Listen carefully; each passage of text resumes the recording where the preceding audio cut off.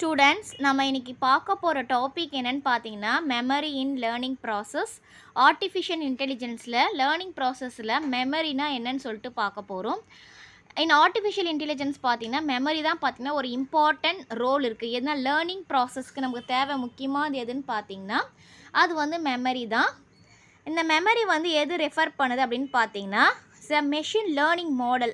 எப்படி ஒரு இன்ஃபர்மேஷனை ஸ்டோர் பண்ணுறது, அந்த ஸ்டோர் பண்ண இன்ஃபர்மேஷனை எப்படி நம்ம எடுத்து பண்ணுறது, இதெல்லாம் சேர்ந்து தான் அந்த எக்ஸ்பீரியன்ஸை பேஸ் பண்ணி அந்த சுச்சுவேஷன் தகுந்த மாதிரி எப்படி ஹேண்டில் பண்ணுறது, இதெல்லாம் எதில் வரும்னு பார்த்தீங்கன்னா மெமரியில் வந்து நமக்கு வந்து வரும். இப்போ types of memory in AI learning ப்ராசஸில் என்னென்ன டைப்ஸ் ஆஃப் மெமரி இருக்குது அப்படின்னு நம்ம வந்து பார்த்தோம்னா ஃபஸ்ட்டு நம்ம பார்க்க போகிறது என்னென்னு பார்த்தீங்கன்னா short term memory. Short term memory அப்படின்றது பார்த்தீங்கன்னா is an temporary storage memory.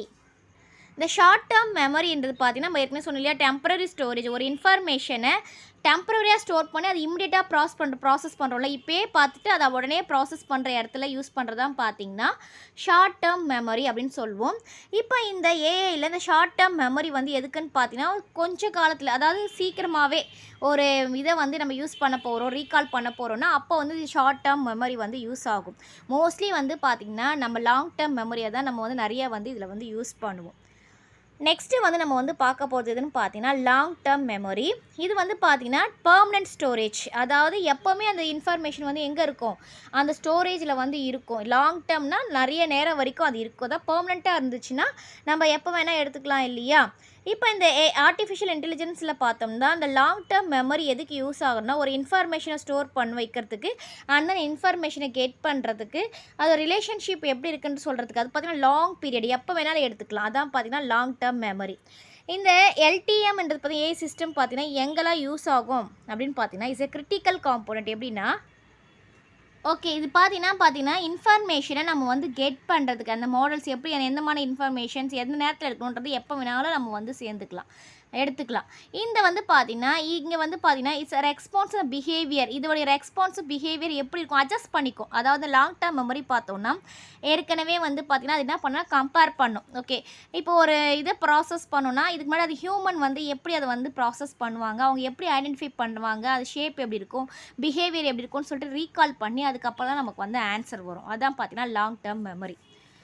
The role of memory in AI learning process. மெமரியோட ரோல் அப்படின்னு பார்த்தோம்னா is a learning from experiences. அதான் மெமரி வந்து பார்த்தோன்னா எக்ஸ்பீரியன்ஸ் மூலிமா, ஓகேவா, இப்போ ஒரு சுச்சுவேஷனை ஒருத்தவங்க எப்படி ஹேண்டில் பண்ணுறாங்கன்னு நேராக பார்த்து அது அப்சர்வ் பண்ணி அந்த மாதிரி சுச்சுவேஷன் வரும்போது என்ன பண்ணோம், அந்த எக்ஸ்பீரியன்ஸாக கொண்டு வரோம். இப்போ ஃபார் எக்ஸாம்பிள் வந்து நம்ம வந்து பார்த்தோம்னா இப்போ ஒரு ஏதாவது ப்ராப்ளம் வருதுன்னா அந்த ப்ராப்ளம் வந்து எப்படி ஹேண்டில் பண்ணுறாங்க, அந்த மெத்தட் ஓகேவா அப்படின்னு அந்த எக்ஸ்பீரியன்ஸ் அந்த அப்போ அதுக்கான சொல்யூஷன் கிடைக்குதா, ஓகே அப்போ இந்த மாதிரி நம்ம பண்ணிக்கலாம். அதாவது ஒரு எக்ஸ்பீரியன்ஸ் மூலிமா நமக்கு கிடைக்கும் இல்லையா, அந்த மாதிரி பண்ணுறது தான் பார்த்திங்கன்னா one of the role memory.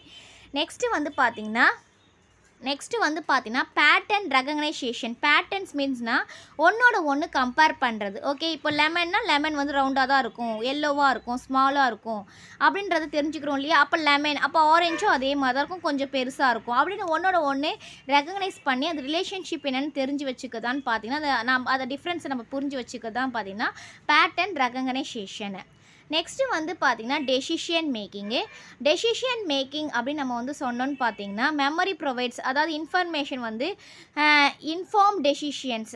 இந்த இடத்துல இது கரெக்டாக செய்யலாமா, இது செஞ்சால் கரெக்டாக வருமா அப்படின்னு முடிவு எடுக்கிறது தான் பார்த்திங்கன்னா டெசிஷன் மேக்கிங். இதான் பார்த்திங்கன்னா ரோல் ஆஃப் மெமரியோடைய ரோல் வந்து இது.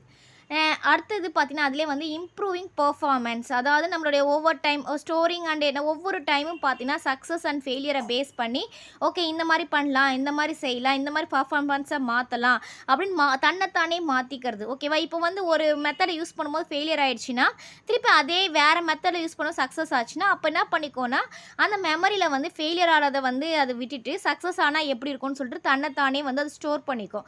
ஓகே, இந்த மாதிரி சுச்சுவேஷனை நம்ம இந்த மாதிரி ஹேண்டில் பண்ணால் கரெக்டாக இருக்கும்னு ஸ்டோர் பண்ணி வைக்கிறது தான் பார்த்திங்கன்னா இம்ப்ரூவிங் பர்ஃபார்மன்ஸ். நெக்ஸ்ட்டு பார்த்தோன்னா the importance of memory in the learning process. Learning ப்ராசஸில் மெமரியோட இம்பார்ட்டன்ஸ் என்னென்ன அப்படின்னு பார்த்தோன்னா, நம்ம ஏற்கனவே சொன்ன மாதிரி நம்ம வந்து ஏஐயில் நம்ம மோஸ்ட்லி யூஸ் பண்ணுறதுன்னு பார்த்தா லாங் டேர்ம் மெமரி தான். லாங் டேர்ம் மெமரியில் தான் எல்டிஎம் தான், அதான் லாங் டேர்ம் மெமரி தான் இது பண்ணுறோம். இதில் என்னென்ன இருக்குது அப்படின்னு பார்த்தோன்னா, என்னென்ன மெமரியில் என்னென்ன பண்ணலாம், என்னென்ன மேனேஜ்மெண்ட் அப்படி இருக்குது, எஃபெக்டிவான மேனேஜ்மெண்ட் என்னென்ன இருக்குதுன்னு பார்த்தோன்னா, என்ஹான்ஸ் பர்சனலைசேஷன் ஆஃப் ரெஸ்பான்சஸ். அதாவது ஒரு ரெஸ்பான்ஸ் பண்ணுறது, ஒரு பர்சனலாக இருந்தாலும் சரி, எதுவாக இருந்தாலும் சரி, ஒரு ரெஸ்பான்ஸ்க்கு எப்படி அந்த அந்த இதுக்கு எப்படி ரெஸ்பான்ஸ் பண்ணுறது அப்படின்றத ஈஸியாக வந்து பண்ணிக்கலாம். ப்ராப்ளம் சால்விங் அபிலிட்டிஸ் வந்து அதில் அதிகமாக இருக்கும். அப்போ என்ன ஆனால் நம்ம இந்த எப்படி பண்ணலாம், இந்த மாதிரி பண்ணால் கரெக்டாக இருக்குமா அப்படின்றத நம்ம வந்து இம்ப்ரூவ் பண்ணிக்க முடியும். And then greater adaptability in dynamic environment தகுந்த மாதிரி அதை மாற்றிக்கிறது. இதான் பார்த்தீங்கன்னா முக்கியமானது. இது எல்லாம் வந்து கண்டிப்பாக இருக்கணும். இருந்தால் மட்டும்தான் அந்த மெமரி மேனேஜ்மெண்ட் வந்து கரெக்டாக இருக்கும். ஏஐ நம்ம யூஸ் பண்ணும்போது நமக்கு எந்த ஒரு பிரச்சனையும் இல்லாமல் நமக்கு வந்து இருக்கும். Next mechanisms of LTM formation. என்னென்ன மெக்கானிசம்ஸ் வந்து இந்த லாங் டேர்ம் மெமரியில் இருக்குது அப்படின்னு பார்த்தோன்னா, ஃபஸ்ட்டு வந்து பார்த்திங்கன்னா என்கோடிங் என்ன சொல்லுவோம், இது இனிஷியல் அக்விஸ்டேஷன் ஆஃப் இன்ஃபர்மேஷன். ஒரு இன்ஃபர்மேஷன் பாஸ் பண்ணுறது தான் பார்த்தீங்கன்னா என்கோடிங். இது வந்து பார்த்தீங்கன்னா ஃபார்மேட் ஸ்டோரேஜுக்கு தகுந்த மாதிரி. என்கோடிங்னா இப்போ இந்த இன்ஃபர்மேஷனை இந்த ஃபார்மேட்டில் ஸ்டோர் பண்ணி வைக்கலாம், எந்த ஃபார்மேட் சூட்டேபிளாக இருக்கும், அந்த டேட்டாவை எப்படி ஸ்டோரேஜ் பண்ணால் கரெக்டாக இருக்கும் அப்படின்னு சொல்கிறது தான் பார்த்தீங்கன்னா என்கோடிங்கு.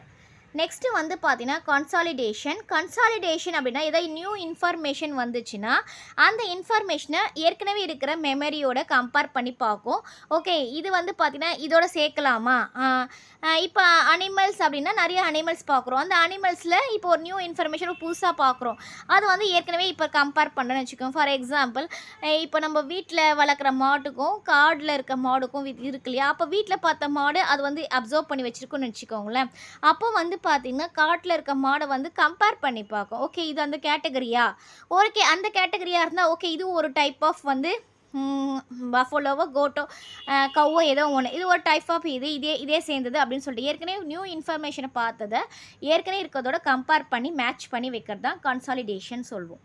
நெக்ஸ்ட்டு வந்து பார்த்தீங்கன்னா ரிட்ரீவிங் பார்த்தீங்கன்னா நம்ம பார்த்ததை வந்து பார்த்திங்கன்னா இன்ஃபர்மேஷனை வந்து வேறு இடத்துல கொடுக்கணுன்னா அப்போது நான் வந்து இந்த மாதிரி டைப்ஸ் ஆஃப் நம்ம ஏற்கனவே ஒரு எக்ஸாம்பிள் சொன்னோம் இல்லையா. இப்போ கவு இருக்குன்னா வீட்டில் இருக்கிறதும் இருக்கும், பஃபலோ வச்சுக்கலாம், வீட்டில் இருக்கிறதும் இருக்கும் காட்டில் இருக்கும் இல்லையா. அப்போது நான் வந்து இந்த மாதிரி 2 டைப் ஆஃப் பஃபலோஸ் வந்து இருக்குது. ஒன்று வந்து இந்த இடத்துல இருக்கும், ஒன்று வந்து டொமஸ்டிக்காக இருக்கும், ஒன்று வைல்டாக இருக்கும். அந்த மாதிரி இன்ஃபர்மேஷனை எந்த இடத்துல தேவையோ அந்த இடத்துல கொடுக்கறது தான் பார்த்திங்கன்னா ரிட்ரீவல் அப்படின்னு வந்து நம்ம வந்து சொல்லுவோம். இந்த ப்ராசஸ்லாம் வந்து பார்த்திங்கன்னா நியூரல் மெக்கானிசம்ஸில் வந்து இருக்கும். இது வந்து ஹியூமன் பிரெயின், அதாவது ஹிப்போ கேம்பஸ்ன்றது நம்ம ஹியூமன் பிரெயினில் இருக்கும். அது வந்து எப்படின்னா ஸ்டோரேஜ் ஸ்பேஸு கம்பேர் பண்ணுறது எல்லாமே சேர்ந்துருக்கும். அதே மாதிரி ப்ராசஸ் தான் பார்த்திங்கன்னா இந்த இடத்துலையும் நடக்கும். இப்போ டைப்ஸ் ஆஃப் லாங் டேர்ம் மெமரியோடைய டைப்ஸ் என்னென்ன இருக்குது அப்படின்னு நம்ம வந்து பார்த்திங்கன்னா எபிசோடிக் மெமரி இருக்குது, semantic and then procedural. 3 types of long term memory இருக்குது. எபிசோடிக் அப்படின்னா பர்சனல் எக்ஸ்பீரியன்சஸ், நமக்கு நடந்ததை வச்சு நம்ம ஒன்று கம்பேர் பண்ணுறதான் பார்த்திங்கன்னா அது ஸ்டோர் பண்ணி வைக்கிறது தான் பார்த்திங்கன்னா ஒரு ஸ்பெஷல் ஈவெண்ட்ஸ். ஓகேவா, நம்மளே சில ரெகக்னைஸ் பண்ணியிருப்போம், நிறையா பார்த்துருப்போம். அது மாதிரி பர்சனலாக இருக்கதான் பார்த்திங்கன்னா அது ஸ்டோர் பண்ணி வைக்கிற மெமரி தான் எபிசோடிக் மெமரி. அண்ட் தென் செமண்டிக்னா ஜென்ரல் நாலேஜ் இம்ப்ரூவ் பண்ணி அதை ஸ்டோர் பண்ணி வைக்கிறோம் இல்லையா, அது வந்து செமண்டிக். ப்ரொசீஜர்னால் ஸ்கில்ஸ் அண்ட் ஹேபிட்ஸு, நமக்கு இருக்கிற ஸ்கில்ஸ் இருக்குது இல்லையா, ஃபார் எக்ஸாம்பிள் கிராஃப்ட்டு, ட்ராயிங் அந்த மாதிரி இருக்கு இல்லையா, அப்போ அதுக்கான மெத்தடை நம்ம வந்து ஸ்டோர் பண்ணி வைக்கிறது தான் பார்த்திங்கன்னா ப்ரொசீஜரல் மெமரி. ப்ராக்டிஸ் பண்ணி நம்ம கற்றுக்கிறது எல்லாமே ப்ரொசீஜர் மெமரியில் வந்து நமக்கு வந்து வரும். ஓகே, இவ்வளோ அட்வான்டேஜஸ் இருந்தாலும் கூட சில சேலஞ்சஸ் வந்து இந்த வந்து மெமரியில் இருக்குது. என்னென்ன சேலஞ்சஸ் இருக்குது அப்படின்னு நம்ம வந்து பார்த்தோன்னா டேட்டா ரிட்டென்ஷன்ஸ், அதாவது பார்த்திங்கன்னா இண்டிவிஜுவல் டேட்டா சில நேரத்தில் வந்து பார்த்திங்கன்னா நமக்கு வந்து இண்டிவிஜுவல் டேட்டாவே வந்து பார்த்திங்கன்னா ஞாபகம் ரீட்டைன் பண்ணுறது வந்து பார்த்திங்கன்னா பேலன்ஸாக நமக்கு சில நேரத்தில் வராது. இதே மெமரி நிறைய கம்பேர் பண்ணும்போது கன்ஃபியூஷன் ஆகிறது நிறைய இருக்குது. நெக்ஸ்ட்டு வந்து பார்த்தீங்கன்னா ரியல் டைம் அப்டேட்ஸு. இப்போ அன்லைக் ஹியூமன் மெமரி, நம்மளுடைய ஹியூமன் மெமரி வந்து பார்த்தீங்கன்னா ஃப்ளெக்சிபிள் நம்ம வந்து ஃப்ளெக்சிபிளாக நமக்கு வந்து இருக்கும் அப்டேட் பண்ணிக்கிறது. நமக்கு வந்து நேச்சுரலாக அந்த இது இருக்குது இல்லையா?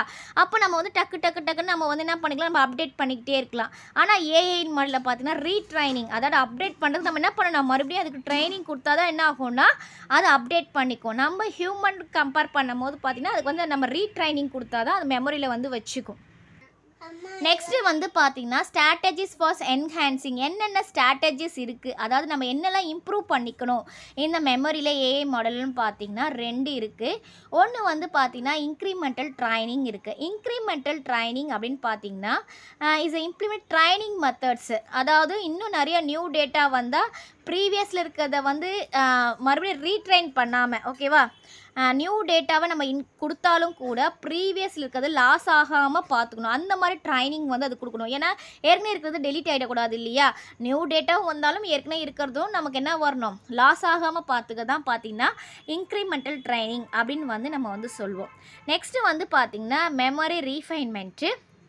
மெமரி ரீஃபைன்மெண்ட் அப்படின்னு பார்த்தோம்னா டெவலப்பிங் டெக்னிக்ஸு, இன்னும் நம்ம என்ன பண்ணோம், நிறைய டெக்னிக்ஸை டெவலப் பண்ணோம், அந்த மெமரி ஸ்ட்ரக்சர்ஸை நிறைய மாற்றணும். ஏன்னா நியூ இன்ஃபர்மேஷன்ஸ் தகுந்த மாதிரி அந்த மெமரியுடைய ஸ்ட்ரக்சர்ஸு, அதோடைய கெப்பாசிட்டி, ஸ்டோரேஜ் எல்லாமே நம்ம வந்து மாற்றிக்கணும்.